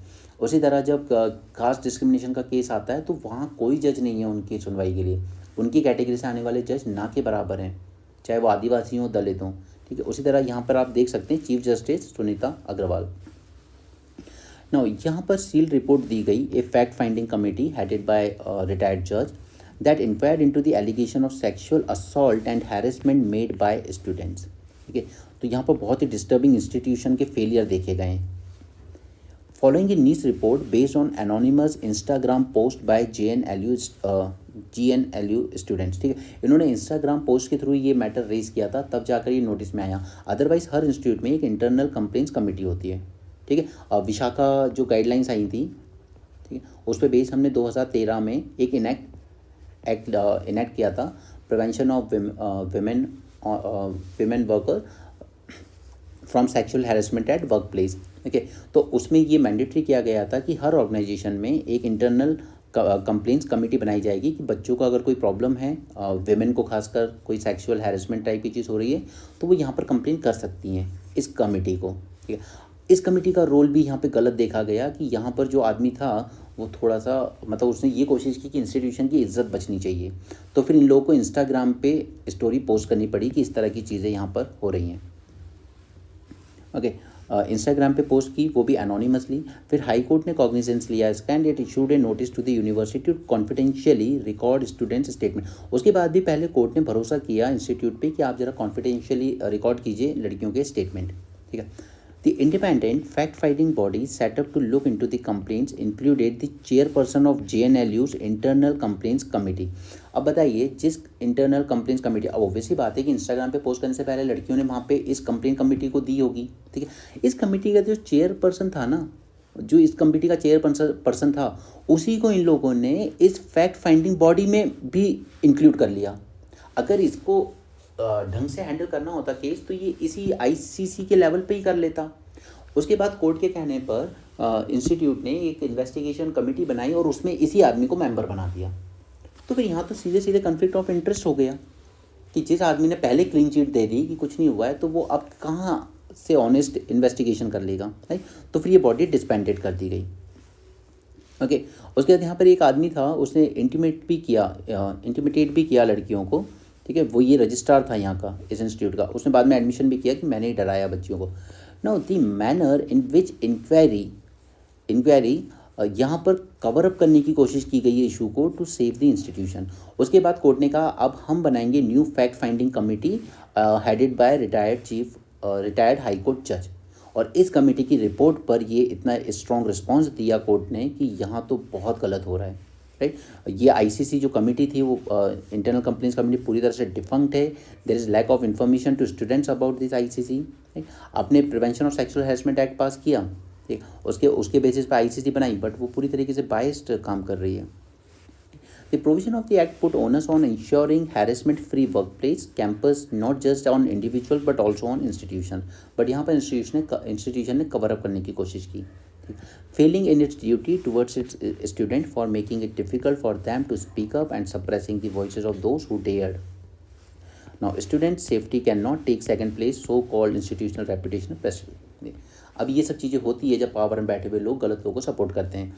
मनीष सिसोदिया जैसे, चलो माना उसका शराब घोटाले में जो भी रोल है, बट इतना बड़ा क्रिमिनल नहीं है कि वो 1 साल तक से जेल में पड़ा हुआ है, जबकि गुरमीत राम रहीम जैसा आदमी बार बार पेरोल पे बाहर आ रहा है, जिसपे खुद सारे एलिगेशन प्रूफ हुए हैं, उसको प्रॉपर सज़ा हुई है, लेकिन उसको पेरोल पे बाहर ला दिया जाता है बार बार। क्लियर।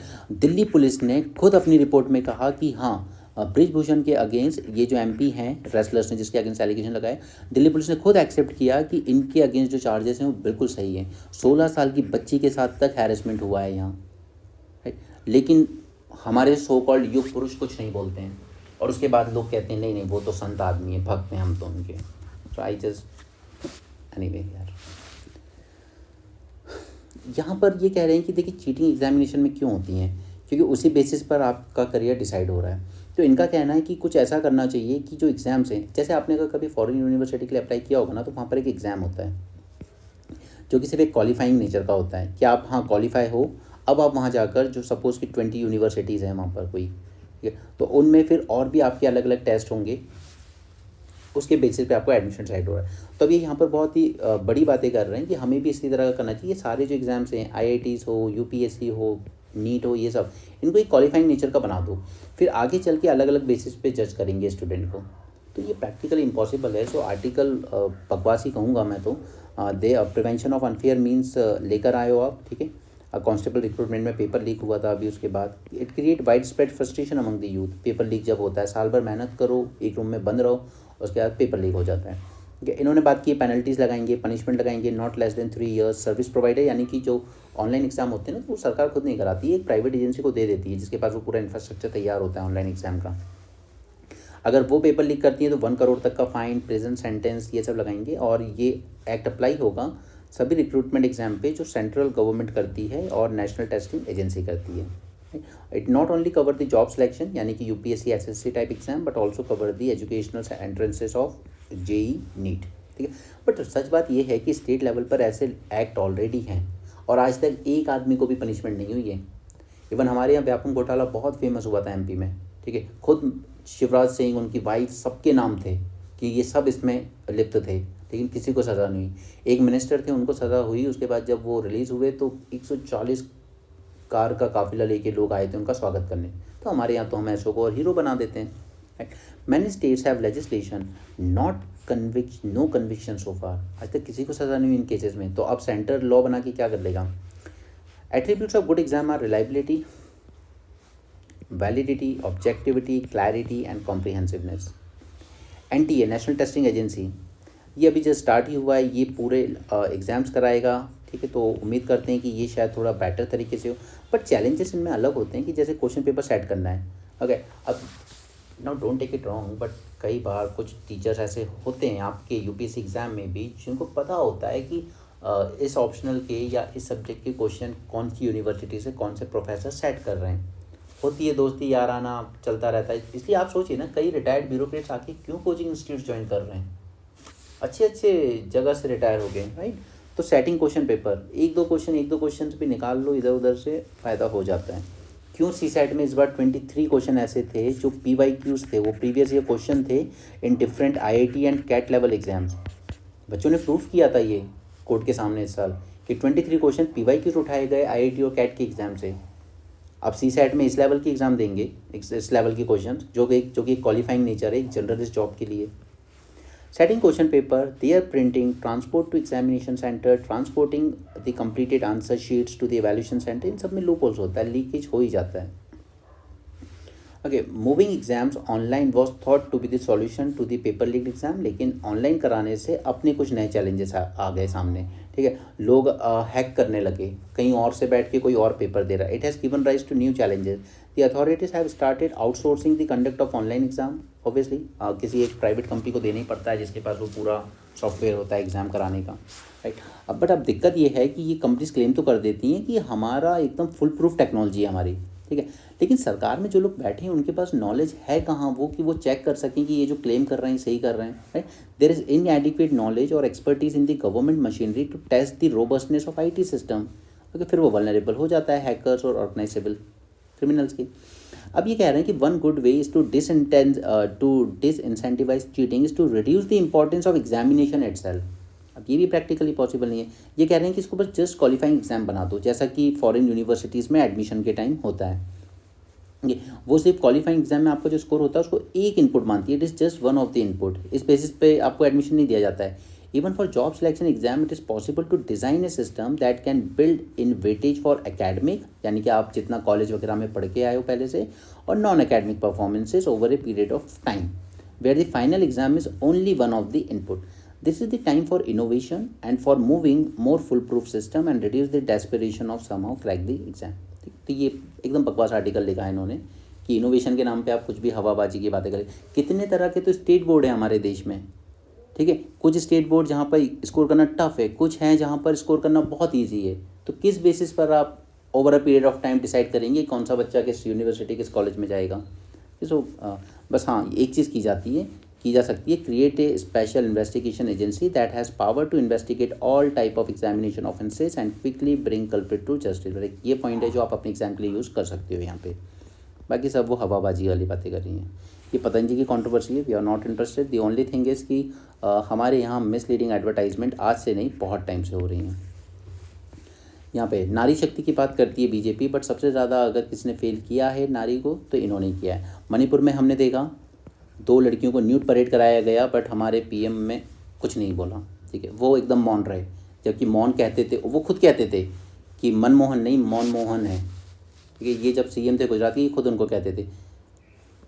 उस आदमी ने सिर्फ अपना काम किया है। वो ही एक ऐसा प्रधानमंत्री था इस देश में, या थे, और respectfully he was the only prime minister जिसने सिर्फ अपनी जिम्मेदारी पूरी करने की कोशिश की है। ना वो आसमान में उड़ने गए, ना वो समुंदर के अंदर गए, सिर्फ अपनी ड्यूटी करते रहे, क्योंकि उन्हें एक जिम्मेदारी मिली थी, वो उसको पूरी करते रहे। सिर्फ देश की इकॉनमी, देश की पॉलिटिक्स, इसी में दिमाग लगाया, कैसे अपने लोगों के लिए कुछ अच्छा छोड़ के जाएं पीछे। तो उनका मजाक भी बहुत बनाया सबने, बट अब सबको रियलाइज़ होगा क्या थे वो। एनीवे, फीमेल फार्मर की बात करें तो 10% of the farmers who committed suicide in 22 are women. और इस तरीके से हेल्थ केयर वर्कर, ये मैं आपको शुरू से काफ़ी बार एम्फेसाइज कर चुका हूँ। 10 lakh female health worker in 22, okay. और यहाँ पर ग्लोबल हेल्थ लीडर अवार्ड भी मिला था हमारी जो आशा वर्कर्स हैं इनको। Over 6 lakh ASHA workers from all over the country have been protesting against the lack of protective gloves, PPE kits, masks, delayed payments since the pandemic and absence of insurance coverage and exploitative working condition। ठीक है, ये मैंने आपको बताया था, तेलंगाना से लेके महाराष्ट्र, दिल्ली तक आशा वर्कर्स को बिल्कुल इतना कम इंसेंटिव दिया जाता है, ऐसा लगता है कि वो खुद ही पॉवर्टी से फाइट कर रही हैं। उत्तर प्रदेश में हुआ, योगी आदित्यनाथ ने कह दिया हम ऑनरोरियम बढ़ा देंगे आपका आशा वर्कर्स का, बट वो भी एक जुमला ही साबित हुआ, नहीं बढ़ाया, कुछ नहीं बढ़ाया। मणिपुर वाले केस की बात करने में भी शर्म आती है। रेस्टलेस वाली बात है, उसमें भी शर्म ही आनी चाहिए कि आपके वर्ल्ड में जिन्होंने नाम बनाया वो रेस्टलेस बैठे रहे। और दिल्ली पुलिस की रिपोर्ट ने साबित भी कर दिया कि हाँ उनके एलिगेशन सही हैं, फिर भी आपने उस आदमी को पार्टी से भी डिसमिस नहीं किया। चलिए सज़ा तो दूर की बात है, आपने तो अपनी पॉलिटिकल पार्टी से डिसमिस नहीं किया, यानी कि दिखाता है कि आपके लिए इलेक्शन और इलेक्शन में जीतना कितना ज़्यादा ज़रूरी है, राइट। तो ये गलत मैसेज देता है एक विमेन के थ्रू। गुरमीत राम रहीम जैसों को जब आप बार बार पेरोल देते हो, जो कि कन्विक्टेड हैं रेप केसेस में, उसके बाद भी जब आप उनको पेरोल देते हो बार बार, तो फिर वो दिखाता है कि आप क्या कर रहे हो, ठीक है।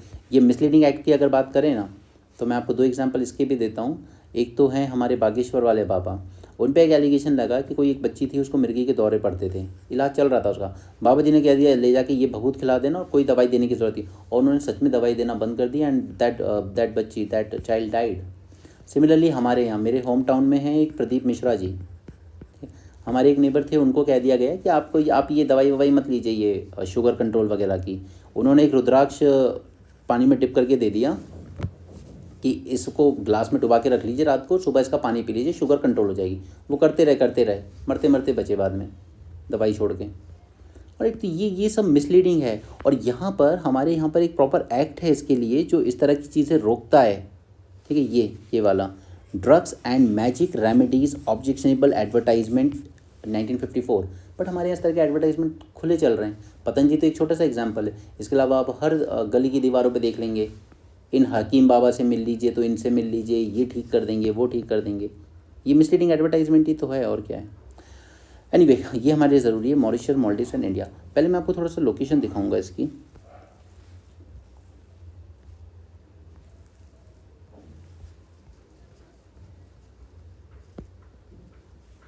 पहले तो इस लोकेशन को ध्यान से देखिए।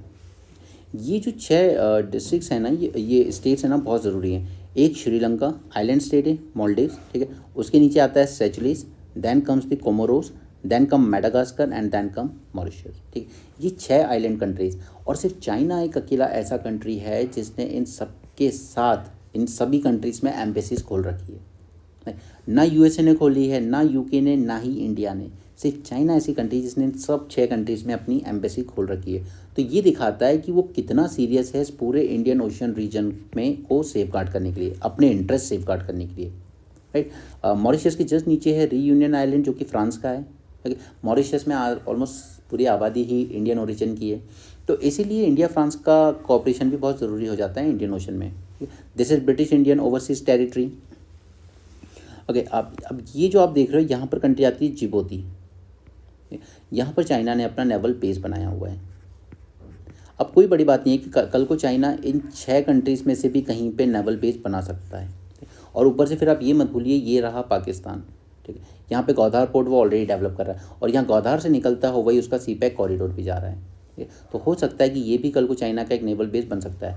या इस वक्त जो म्यांमार में वो क्योक्पी पोर्ट डेवलप कर रहा है यहाँ, ठीक है, वो क्योक्पी पोर्ट भी अगर वो बना ले नेवल बेस, तो कोई बड़ी बात नहीं। तो वो इंडिया को अरेबियन सी में पाकिस्तान के थ्रू, बे ऑफ बंगाल में म्यांमार पे नेवल बेस बनाकर, और इधर यहाँ पर उसने जिबूती में ऑलरेडी बनाया है। अब नीचे अगर वो मालदीव्स, ज़्यादा दूर नहीं है जो, अगर यहाँ भी एक नेवल बेस बना देता है, तो इंडिया चारों तरफ से राउंड होगा, यहाँ से भी, यहाँ से भी, यहाँ से भी एंड यहाँ से भी।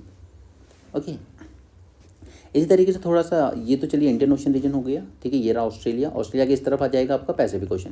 पैसिफिक ओशन, ये रहा ऑस्ट्रेलिया। तो पैसिफिक ओशन में भी देख लेते हैं थोड़ा सा। देखिए, मोस्टली तीन एरिया कहलाते हैं। एक है माइक्रोनेशिया, दूसरा है मेलानेशिया एंड पॉलिनेशिया। ठीक है, अब इनमें कुछ आइलैंड हैं जो हमेशा न्यूज़ में रहते हैं, जैसे मार्शल आइलैंड। यूएसए ने यहीं पे न्यूक्लियर टेस्ट वगैरह काफ़ी किए थे। किरीबाती, ये न्यूज़ में मिलेगा आपको कई बार। ये न्यू गिनी एक कंट्री है, यूएन में भी प्रॉपर उसका रिप्रेजेंटेशन है। ये है फिजी आइलैंड, जहाँ की मेजॉरिटी पॉपुलेशन अगेन इंडिया ही है, ठीक है, वो भी न्यूज़ में आता रहता है। ये है New Zealand which is part of Polynesia. Okay, remember this, New Zealand is part of Polynesia. यहाँ से कई बार न्यूज़ में आपको कुक आइलैंड आ जाता है, ठीक है, और एक ही ईस्टर आइलैंड आ जाता है बस, क्योंकि ईस्टर आइलैंड वो कई बार उसमें मिलता है आपको इंटरनेशनल डेट लाइन में, यहाँ पे हम क्रिसमस बनाएंगे वगैरह वगैरह, ठीक है। तो ये लोकेशन दिखानी थी मुझे आपको। अब बात करते हैं मॉरिशस, मालदीव्स और इंडिया क्यों ज़रूरी है। एक तो ये वो आगे लेगा आइलैंड है जहाँ पर हमने ये डेवलपमेंट की है जो न्यूज़ में आया है, ठीक है। एयर स्ट्रिप तैयार की है हमने यहाँ पर, इसमें हमारा MOU साइन हुआ था 2015 में। फिर बीच में कुछ ऐसी बातें आ गई कि इंडिया यहाँ पे नेवल बेस बना देगा या इस तरह की बातें। तो वहाँ ये जितनी कंट्रीज़ है ना, ये मेडागास्कर हो, मॉरिशस हो, मालदीव्स हो, इन सब के साथ प्रॉब्लम ये है कि यहाँ पर इनकी जो डोमेस्टिक पॉलिटिक्स है ना, वो इंडिया को हमेशा बुली करती रहती हैं। एक पार्टी पावर में होगी तो दूसरी एक मिसकंसेप्शन स्प्रेड करना शुरू कर देती है कंट्री में कि इंडिया से दब रहे हैं, इंडिया की आर्मी है यहाँ पर, इंडिया की नेवी है वगैरह वगैरह। अब ये जो इंडिया आउट कैंपेन चलाया था ना इससे मालदीव्स में मोइज़ू ने, ये कहता था 1000 से ज़्यादा मिलिट्री ऑफिसर थे, मुश्किल से 15-20 थे, राइट। तो ये टेक्निकल पर्सनल अब जाकर मालदीव्स में ये एविएशन प्लेटफॉर्म को संभाल लेंगे। It will replace the Indian military personnel. Okay, Mauritius के प्राइम मिनिस्टर जो हैं जगन्नाथ, वैसे जगन्नाथ हैं बट उन्होंने नाम बदल लिया अपना, Mauritius jointly inaugurated air strip A jetty that India has built on अगलेगा island. ठीक है, तो अगलेगा याद रखेंगे आप, मॉरिशस में है। मालदीव्स में इंडिया आउट कैंपेन चलाया था मोइज़ू ने। ठीक है, अड्डू वहाँ पे एक आइलैंड था सदर्न मोस्ट, तो वहाँ पे हमारे हेलीकॉप्टर वगैरह तैनात रहते थे, तो अब उनको मिलिट्री को निकाल दिया है हमारी। ठीक है, 80 ऑड मिलिट्री पर्सनल निकाले यहाँ से, जबकि वो क्लेम करता था उस टाइम जब अपोजिशन में था चुनाव में, तो इलेक्शन बोलता था 1000 इंडियन सोल्जर रहते हैं यहाँ, कुछ नहीं रहते। 2015 में हमने MOU साइन किया था अगलेगा आइलैंड को डेवलप करने के लिए। पोर्ट लुइस इसकी कैपिटल है मॉरिशस की। और पता है कुछ साल पहले 2014-15 के आसपास एक US ने अपने पुराने डॉक्यूमेंट डिक्लासीफाई करते हैं। एक्चुअली वहाँ पे रूल है कि 40 साल बाद वो पूरी इन्फॉर्मेशन डिस्क्लोज कर देते हैं, चाहे वो कितनी भी सेंसिटिव रही हो। तो उसने डिस्क्लोज किया था कि इंदिरा गांधी ने एक टाइम पूरी तैयारी कर ली थी मॉरिशस को इन्वेड करने के लिए। ठीक है, she wanted to invade Mauritius और उसको इंडिया के अंडर में लाना चाहती थी। ये डिक्लासीफाइड फाइल थी USA की, जो 2014-15 के आसपास रिलीज़ हुई थी। इसलिए मैं बोलता हूँ शी वॉज एक्सट्रीम लेडी, मतलब वही एक है जो सबसे बोल्ड थी आज तक प्राइम मिनिस्टर्स में, बोल्डनेस के मामले में वो सबसे ऊपर थी। राइट, सी एयर कनेक्टिविटी बढ़ाने में मदद मिलेगी। मॉरिशियन डिफेंस फोर्सेस को भी हम ट्रेन वगैरह करते हैं, ट्रेनिंग देते हैं उनको। ठीक है, कई बार हेलीकॉप्टर्स भी गिफ्ट करते रहते हैं। This reflect India's commitment to continuously assist the Mauritius. The presence of India would lead to more effective monitoring of Mauritius vast 2.3 million square kilometer exclusive economic zone, जो कि कोस्ट लाइन से कितना होता है 200 nautical miles तक का, उसको आप एक्सक्लूसिव इकोनॉमिक जोन कहते हो। चाइना के लिए इंडियन ओशन इतना ज़रूरी क्यों है? ज़रूरी इसलिए because 9 of China's top 10 crude oil suppliers transit the Indian Ocean. China is the only nation with an embassy in each of 6 island state. जो मैंने आपको 6 आइलैंड स्टेट दिखाया ना, Sri Lanka, Maldives, Mauritius, Seychelles, Madagascar and Comoros, इन सभी 6 island nation के साथ China की ऑफिशियल एम्बेसी है। ना US की है, ना UK की है, ना इंडिया की है। ठीक है, 2017 China opened it's first overseas military facility in Djibouti island, horn of Africa पे, विच आई ऑलरेडी शोड यू। हो सकता है सेकंड भी खोल दे कल को, पाकिस्तान में खोल सकता है, म्यांमार में खोल सकता है, या किसी भी आइलैंड कंट्रीज में खोल सकता है। The domestic politics of these Nations often impact the behaviour and policies abroad. India क्या है, थोड़ा हार्ड पावर नहीं रखता ना, इसलिए ये लोग बुली करते रहते हैं। चाइना के खिलाफ कोई पॉलिटिकल पार्टी बोल के दिखाए उनके यहाँ की, नहीं बोल सकती, वो पैसा मारेगा मुंह पे, वो जब चाहे उनकी सरकार गिरा सकता है, बना सकता है। ये हाइड्रोजन फ्यूल सेल कैसे वर्क करता है ये कल हमने देख लिया था, अगर आपने कल का न्यूज़ एनालिसिस देखा होगा तो मैंने एक्स्ट्रा नोट्स भी दिए थे उसके लिए आपको, हाइड्रोजन फ्यूल सेल के, तो हम दोबारा डिस्कस नहीं करेंगे। Centre launches second part of critical minerals बात कर चुके हैं हम पहले, और 450+ में वीडियो पड़ा हुआ है, देख लेना इफ़ यू वांट। ओके, बाकी सब स्पोर्ट्स न्यूज़ है। और तो ये बातें हो गई sufficient. From probably by 7 March हम लोग शिफ्ट कर जाएंगे on our individual app. Okay, वहाँ पे होंगे डिस्कशन, सिर्फ न्यूज़पेपर चलेगा यहाँ पर, बाकी सारी चीज़ें वहाँ पे पोस्ट होंगी, तो आप उसको डाउनलोड ज़रूर कर लेना। सेम नाम से होगी एप्लीकेशन। इसके अलावा प्रीलिम्स की रिवीजन सीरीज़ आप ज़रूर ज्वाइन कीजिएगा, क्योंकि स्टैटिक कम करंट लिंकेज से पढ़ने से ही आपका एग्ज़ाम निकलेगा। विजन या किसी भी, मतलब ये जो रेडीमेड मटेरियल है ना, उस पर रिलाई मत करना। वो UPSC आपको पिछले 2 साल से कह रहा है, मैं नहीं पूछूंगा यहाँ से। ओके, सो जितना आप न्यूज़पेपर को एनालाइज कर पाओगे उतना बेटर होगा। मैं आपको एक बार दिखा भी देता हूँ जिस तरीके से हम लोग पढ़ाई कर रहे हैं अभी तक इस सीरीज़ में।